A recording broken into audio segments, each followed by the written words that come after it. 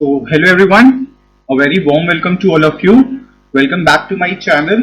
तो आज हम लोग introduction to the Indian constitution lecture number 3 करने वाले हैं, जिसमें हम लोग अब चार्टर एक्ट ऑफ 1833 एंड 1853 करेंगे। तो पिछले दो लेक्चर्स में मैंने आप लोगों को रेगुलेटिंग एक्ट और पिट्स इंडिया एक्ट बता दिया था।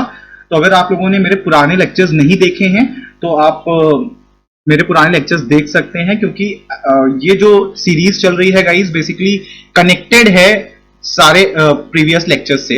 तो अगर आप देखेंगे तो आपको एक एज अ कहानी समझ में आ जाएगा कि स्टार्टिंग कहां से हुई थी और किस तरह से हम लोग यहाँ पे चार्टर एक्ट में पहुंचे, किस तरह से चार्टर एक्ट आया और चार्टर एक्ट की क्या क्या खासियत रही और किस तरह से ईस्ट इंडिया कंपनी लास्ट में खत्म हो जाती है। ओके, सो मैं थोड़ा सा प्रीवियस वीडियो के बारे में या थोड़ा प्रीवियस लेक्चर के बारे में आप लोगों को एक छोटा सा ब्रीफ में बता दूंगा। Guys basically Pitt's India act, जैसा कि मैंने बताया था कि पिट्स इंडिया एक्ट जो था वो ईस्ट इंडिया कंपनी की धज्जियां उड़ा के उसने रख दी थी। ठीक है, तो उसने ईस्ट इंडिया कंपनी को दो पार्ट्स में डिवाइड कर दिया था, एक था बोर्ड ऑफ कंट्रोल, एक था कोर्ट्स ऑफ डायरेक्टर। ठीक है, तो ये जो कोर्ट और ये जो दोनों चीज में उसको डिवाइड किया, board of control and court of director, ये दोनों चीज को डुअल गवर्नमेंट भी बोला गया, डबल गवर्नमेंट भी आप कह सकते हैं। ठीक है गाइस, तो कोर्ट ऑफ डायरेक्टर का काम था कमर्शियल चीजों को देखना और जो बोर्ड ऑफ कंट्रोल था उसका काम था पूरा का पूरा मिलिट्री पावर एडमिनिस्ट्रेशन को देखना। ठीक है, और ये भी चीज बताई गई थी कि जो हम लोग का ईस्ट इंडिया कंपनी था वो बेसिकली ब्रिटिश पोजीशन है, ये पिट्स इंडिया एक्ट में बताई गई। ओके गाइस, सो ये धीरे धीरे ऐसे सीरीजें चलती रही। 1793 आया, फिर 1819, इस हिसाब से जैसा कि मैंने आप लोगों को एकदम फर्स्ट लेक्चर में बताया था कि 20 इयर्स में अपनी जो है कंपनी अपनी पॉलिसी रिवाइज करती है। तो 1773 के बाद अगर आप 20 इयर्स डालते हैं तो वो 1793 आता है, फिर 1813 आता है, इस तरह से सीरीज चलती है। तो ये चार्टर एक्ट यहाँ पे इंट्रोड्यूस हो जाता है। ठीक है, तो जैसा कि मैंने पहले बताया था कि रेगुलेटिंग एक्ट जो था वो बेसिकली हम लोगों को एक सेंट्रलाइजेशन का कंसेप्ट दिया था उसने। ठीक है, कॉन्सेप्ट ऑफ सेंट्रलाइजेशन हम लोगों का रेगुलेटिंग एक्ट ऑफ 1773 से ही स्टार्ट हो गया था। ठीक है, तो ये चीज को हम लोगों को ध्यान रखना है। अच्छा, जैसे जैसे टाइम बढ़ा गाइस वहां पे जो सेंट्रलाइजेशन था वो और स्ट्रॉन्ग होता चला गया। उसके बाद हम लोगों का जो है एक चार्टर एक्ट आया जिसका नाम था चार्टर एक्ट ऑफ 1833। अब ये charter act of 1833 basically last step था सेंट्रलाइजेशन का। अच्छा, सेंट्रलाइजेशन का लास्ट स्टेप होने का क्या मतलब था गाइस, समझते चलिएगा। जैसा कि मैंने पहले आपको बताया था कि जो रेगुलेटिंग एक्ट आया था, रेगुलेटिंग एक्ट ने गवर्नर ऑफ बंगाल को गवर्नर जनरल ऑफ बंगाल बना दिया था। ठीक है, तो वहां पे देखिए हम लोगों ने एक मैप बनाया था।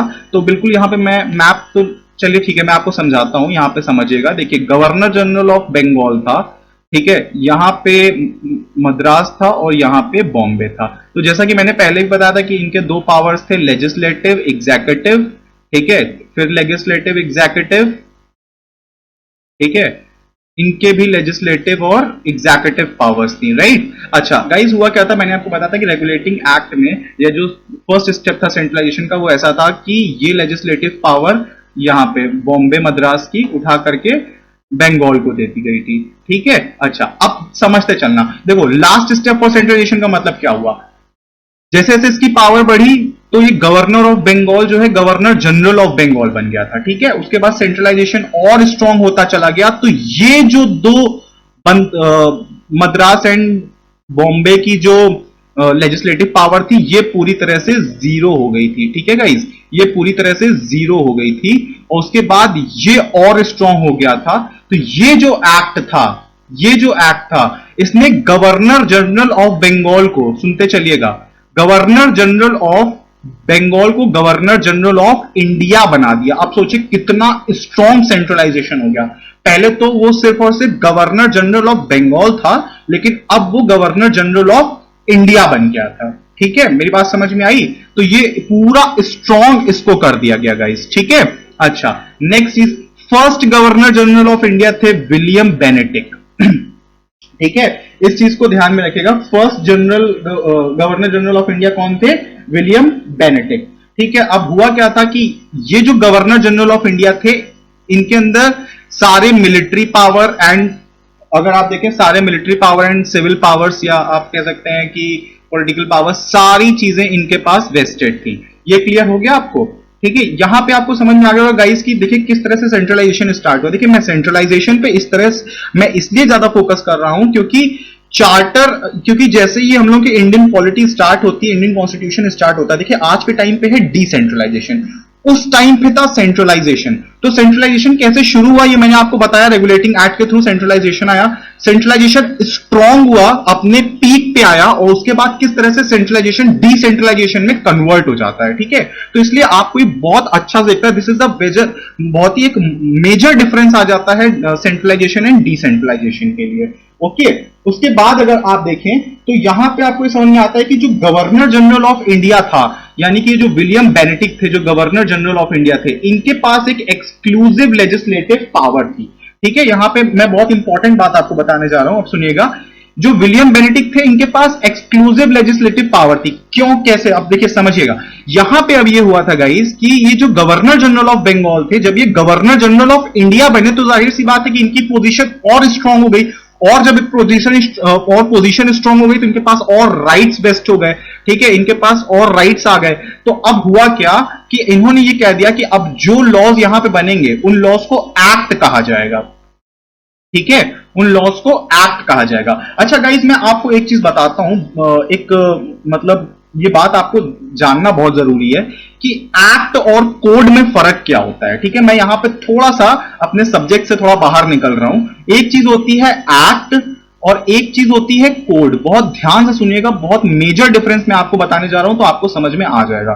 ठीक है, एक चीज होती है एक्ट और एक चीज होती है कोड। दोनों में फर्क क्या होता है गाइस? देखिए, जो एक्ट होता है बेसिकली वो एक ही चीज के बारे में बात करता है। जैसे अगर हम देखें तो अभी कुछ एक दो साल पहले हम लोगों का वो आया था CAA, सिटीजनशिप अमेंडमेंट एक्ट। ठीक है, तो गाइस सिटीजनशिप अमेंडमेंट एक्ट जो था वो था एक्ट, क्योंकि वो पूरी सिर्फ और सिर्फ सिटीजनशिप के बारे में बात करता है और किसी चीज में बात नहीं करते। यानी कि एक्ट वो लॉज होते हैं जो सिर्फ एक ही चीज के बारे में बात करते हैं। ठीक है, और जो हमारा होता है कोड, कोड बेसिकली बहुत सारी चीजों को मर्ज करता है। जैसे अगर आप देखें तो IPC, Indian penal code, IPC Indian penal code. अब आईपीसी में आपको बहुत सारे क्राइम्स मिल जाएंगे कि कौन सा क्राइम क्या होता है, उसकी पनिशमेंट क्या होती है। तो this is the major difference between act and code. तो यहां पे ये हुआ था कि ये जो विलियम बेनेडिक्ट थे, इनके पास एक्सक्लूसिव पावर ये थी कि जो भी लॉज यहां पे बनेंगे वो क्या होंगे, एक्ट होंगे। ठीक है गाइस, अब समझिएगा दूसरी बात।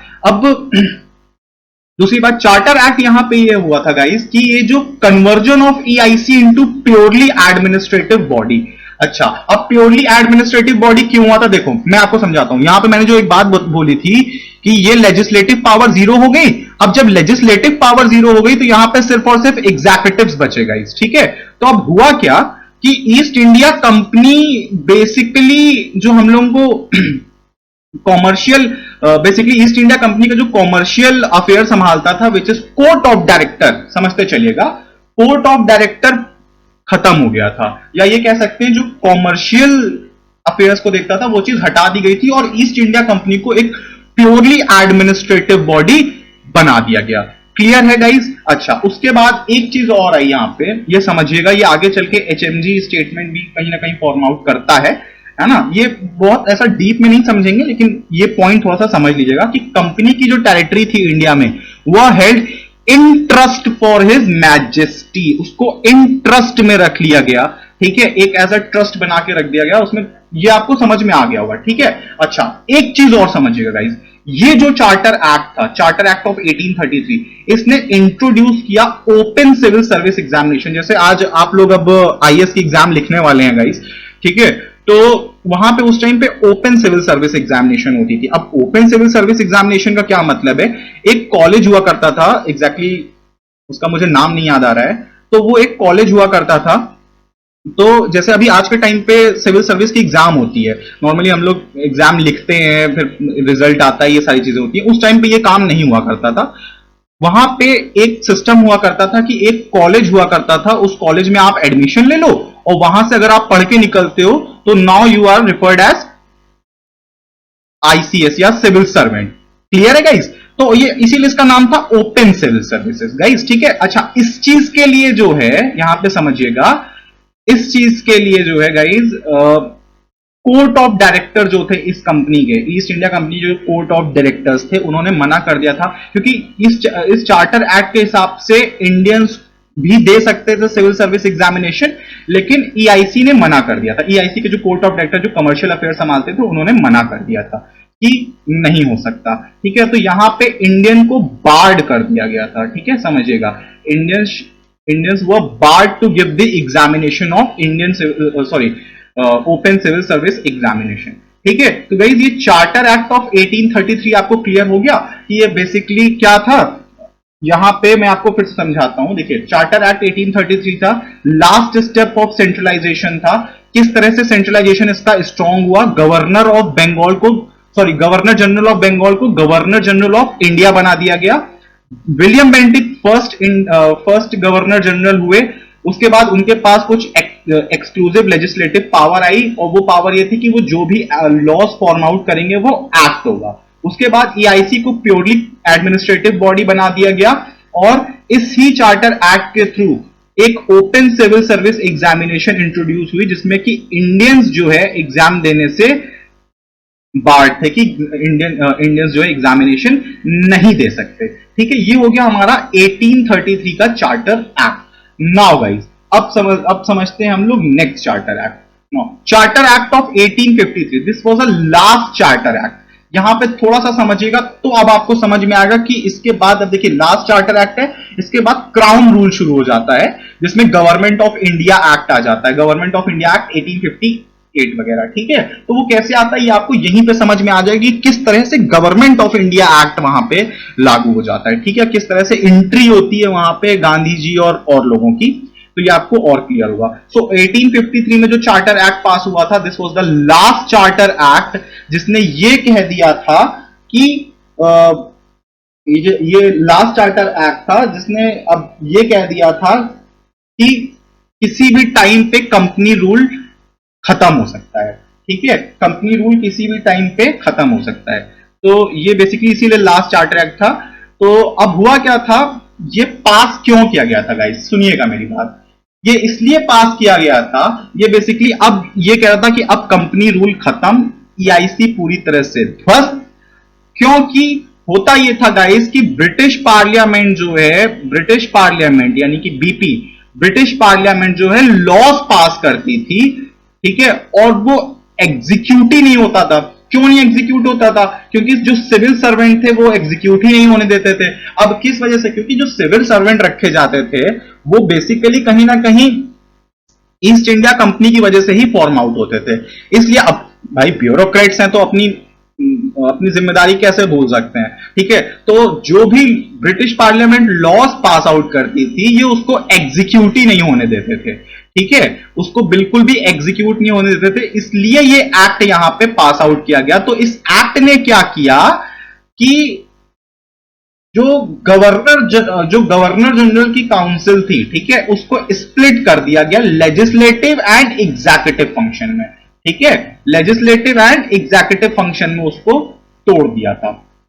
ये बात आपको समझ में आ गई। तो अब हुआ ये था कि लेजिस्लेटिव और इसके क्या बोलते हैं, लेजिस्लेटिव और एग्जीक्यूटिव फंक्शंस तो एकदम स्प्लिट हो गए, इसमें कोई दिक्कत नहीं है। अच्छा, उसके बाद अब हुआ क्या गाइस कि introduction of the Indian legislative council. अब ये इंडियन लेजिस्लेटिव काउंसिल भी यही फॉर्म आउट होती है।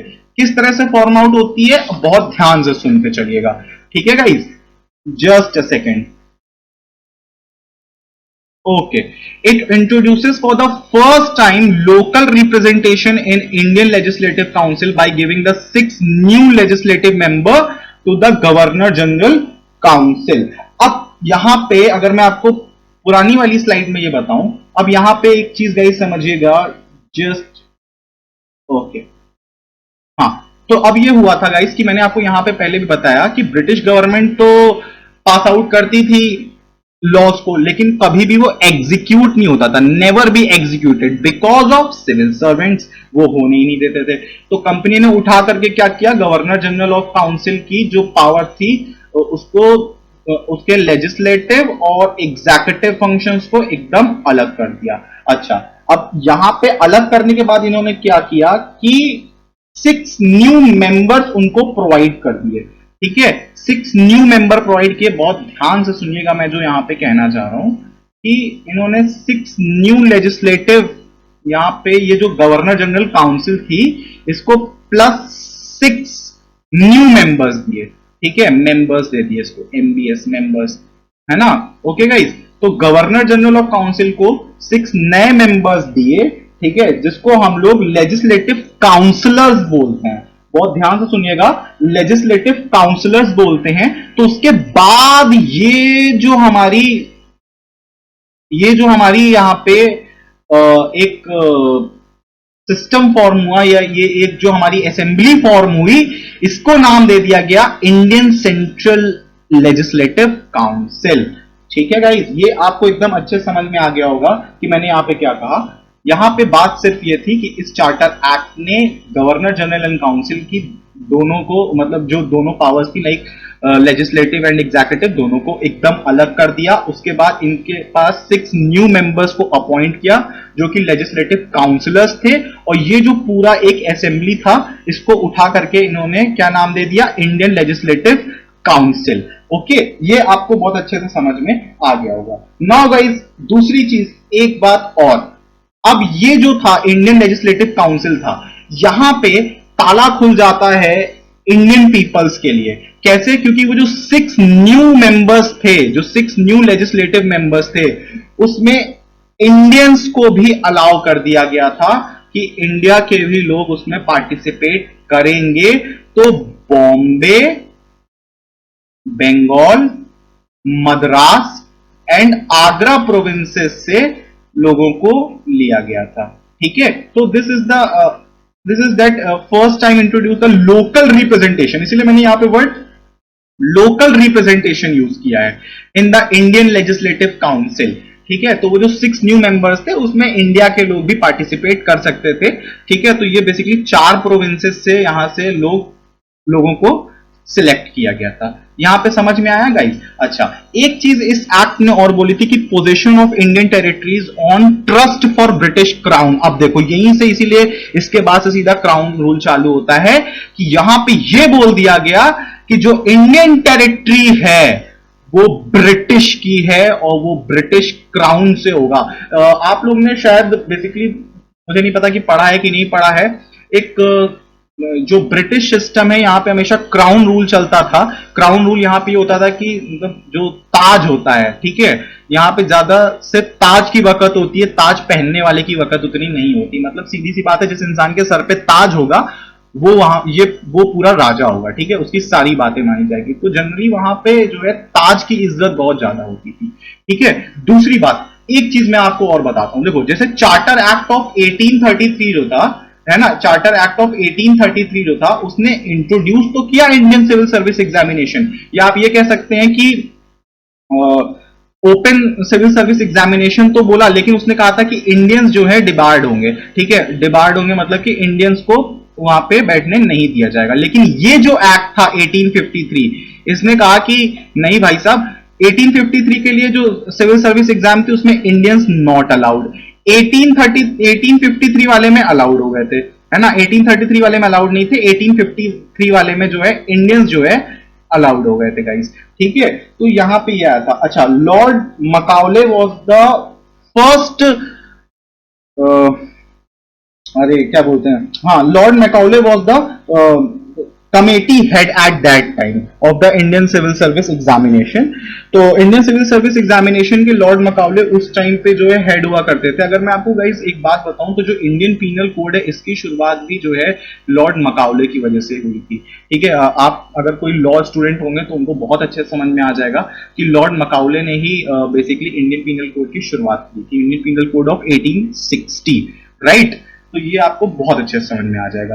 तो ये मैंने आपको गाइस ये पूरा क्लियर कर दिया है कि यहां पे हम लोग किस तरह से देखते हैं। एक बार और हम लोग थोड़ा सा रिवीजन कर लेते हैं इस चीज का। देखिए, चार्टर एक्ट ऑफ 1833 आया था, लास्ट स्टेप टुवर्ड सेंट्रलाइजेशन था। William Bentinck first governor general of India थे, उनके पास लेजिस्लेटिव पावर थी, जो लॉज बनाते थे वो एक्ट थे। East India Company purely administrative body में कन्वर्ट हो गई थी, और open civil service examination introduce की गई थी। उसके बाद अगर हम आते हैं तो लास्ट चार्टर एक्ट हमारा 1853, ठीक है, और ये इसलिए पास किया गया था क्योंकि ब्रिटिश लॉस कभी भी एग्जीक्यूट नहीं हो पाते थे। तो इस एक्ट ने उठा करके गवर्नर जनरल जो काउंसिल थी उसको दो भाग में तोड़ दिया, उसके एग्जीक्यूटिव और लेजिस्लेटिव फंक्शन अलग कर दिए और उनमें जो है 6 मेंबर्स को एड अप कर दिया। जैसे ही 6 मेंबर्स को एड अप किया तो ये जो असेंबली हुई इसका नाम रख दिया उन्होंने इंडियन सेंट्रल लेजिस्लेटिव काउंसिल। अच्छा, इंडियन लेजिस्लेटिव काउंसिल रखा तो ये जो 6 मेंबर्स थे गाइस, उसमें ये भी था कि इंडियंस भी पार्टिसिपेट कर सकते हैं। तो बॉम्बे, बंगाल, मद्रास एंड आगरा, ये 4 प्रोविंसेस से लोगों को सिलेक्ट किया जाने लगा था। उसके बाद ये भी बोल दिया गया था कि जो इंडियन टेरिटरी है is now on trust for the British crown, अब वो पूरी ब्रिटिश की होगी।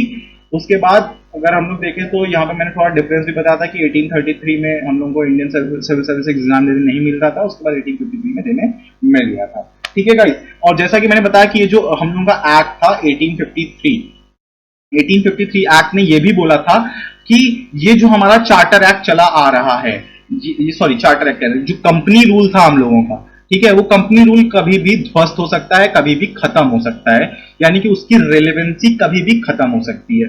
तो इसीलिए इसके बाद गाइस सीधा सीधा कुछ सालों बाद जो है हम लोगों का 1858 में अगर आप देखें तो हम लोगों का वहां पे एक एक्ट आता है जिसका नाम है गवर्नमेंट ऑफ इंडिया एक्ट। तो इनके बीच में कहीं ना कहीं ये जो टाइम ड्यूरेशन था 1853 से लेके 1858, इसके बीच में कहीं ना कहीं क्राउन रूल, सॉरी, हम लोगों का कंपनी रूल जो है खत्म हो जाता है। और उसके बाद जो है गाइस हम लोगों का 1857 में तो आपको पता ही है रिवोल्ट हो जाता है, एंट्री ऑफ महात्मा गांधी और एंड ऑल, ये सारी चीजें आ जाती हैं। तो गाइज आई होप आज का लेक्चर आपको अच्छे समझ में आ गया होगा। गाइज आप लोग से एक रिक्वेस्ट है कि मेरे चैनल को ज्यादा से ज्यादा शेयर करें, सब्सक्राइब करें और वीडियो को लाइक करें और कमेंट करके बताएं अगर आप लोगों को कहीं पे किसी भी वीडियो लेक्चर में प्रॉब्लम आई है। और गाइज लेक्चर्स को एक प्लेलिस्ट के हिसाब से देखिएगा गाइज, एक सीरीज में देखिएगा, क्योंकि ये जो हिस्टोरिकल बैकग्राउंड है गाइज, ये जब तक आप पूरा उसको स्टार्टिंग से नहीं देखेंगे तो आपको नहीं समझ में आएगा बीच में से। हालांकि I try my best in each and every video कि आपको पुरानी लेक्चर से थोड़ा सा कवर अप करके बताऊं। ओके, तो गाइज मिलते हैं अपने नेक्स्ट लेक्चर में, तब तक के लिए tata bye bye, be safe.